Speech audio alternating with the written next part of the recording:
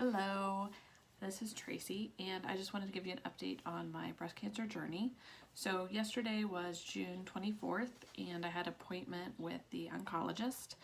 I am about 4.5, well actually today is 5 weeks out from my last surgery, which was the exchange of the expanders to implants, and doing well, healing nicely.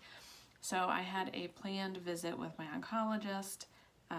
I was going to go in and get lab work because I had thought that there was an issue with lab work I had done before, but I was comparing it to something 5 years ago. And 5 years ago I had something going on where my white blood cell count was a lot higher, so I thought it was really low. It wasn't. They actually took my blood 20 minutes before my appointment, and they do it all in-house, so he was able to see it came back fine. Nothing seemed triggering or red flags or whatnot. So did that, got to visit with the oncologist. Told him about my appointment last Friday with the gynecologist to do the full hysterectomy plus my ovaries and my tubes. I need to wait 3 to 4 more weeks. The gynecologist wanted to wait at least 8 weeks after my last surgery to do it. So I'm waiting on the gynecologist's office to call and let me know as far as scheduling when that might happen. Hopefully, I'm thinking right now around August or so.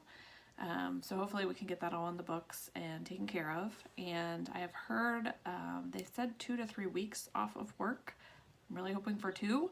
I do have vacation time left. I'm not really wanting to fill out the short-term disability paperwork just because you have to take a week of vacation time to get into the short-term. And with short-term, they turn off all of your stuff, and then you have to go through a whole process to get it all turned back on when you go back to work. So it's kind of a mess. So, and the fact that my company is letting me stay home for the rest of the year and work, I think that I'll be better with my recovery, taking the 2 weeks and then easing back into the work and being home. So, talked about that. He asked me any other side effects that I was having because I am doing the monthly Lupron shots, which is an ovary suppression, until I get my ovaries out. And I'm also on anastrozole, which is a hormone blocker, typically for women who have gone into or are shortly going into menopause. Tamoxifen is the one where if you're not in menopause yet, they usually have you on. So I'm on anastrozole. I've been on that since mid-April, and I started the Lupron shots early April. So I had told him my back was still hurting.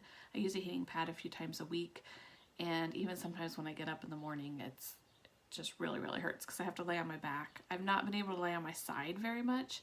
When I do, I'll lay on my left side. I think there's more, I don't know if it's more fat or what, on my left hip than there is on my right, because it hurts really bad to lay on my right side. But when I lay on it, I feel like I'm laying on this side, and this implant, or the side of my chest, it feels like it's being pulled down. So it hurts a little bit more when I do that. So I lay on my back, and that can hurt some mornings when I wake up. And I think it's more so before, the few days before the Lupron shot and after that happens. So he said he's gonna, next time I go to see him in a couple months, if my back is still hurting, he may do x-rays just to check on it, just to make sure. But he didn't think it was a big thing, that it was a kind of a normal thing to happen. He's like, and it started happening around the times I started the shots and the anastrozole hormone blocker. I did tell him that some of my hair had been falling out, but not enough to really freak me out. My hairdresser hadn't seen patches or anything, so he wasn't too concerned with that, which was good. And then after my appointment, I went and got my Lupron shot, and I ended up getting that. I came home and I wasn't feeling so great. I could still feel the area where the shot was, which hasn't happened before, but usually the night of getting that shot, I'm kind of spent.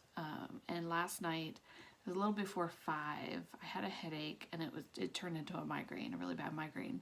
So I had taken some Tylenol. I laid on the couch, and I had an ice pack under my head because it hurt like right in the back side of my head. So I had an ice pack laying under there for a little bit, and then I took it out. I probably slept from like 5:15 to, it was almost 8 o'clock when I woke up. I was supposed to do 2 different calls for different events. They weren't mandatory that I had to go to, so I was able to text a friend and say I apologize for not going. But so I slept for almost 3 hours. So I was worried when I went to go back to sleep I would have trouble, because usually at 8:30, 9 o'clock we're going to bed. I took 1 Tylenol PM, Took 1 Tylenol PM, my 10 milligrams of melatonin. So I usually take 10 milligrams of melatonin and 2 Tylenol PM. Well, I took the 1 Tylenol PM, 10 milligrams melatonin, and then I ended up taking 2, I could take 1 to 2 muscle relaxers. I took those. It still took a couple hours, but I ended up getting to sleep. So here you can see my little pup. Say hi, Emmy. Hi.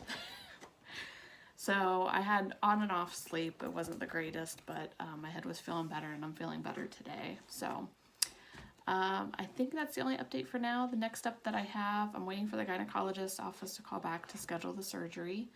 And on Monday, I go for my 4-month checkup with my breast surgeon. So she'll probably just look, see how I'm doing, ask me a couple questions. I think I'll go see her twice a year, but I'll find out for sure on Monday, you know, what that schedule looks like and when I'll be able to see her again and talk to her. I don't know what all the protocol is for what she does and what she looks at. So hopefully that's helpful to any of you going through this or know somebody who's going through it. And I'll talk to y'all later. Bye.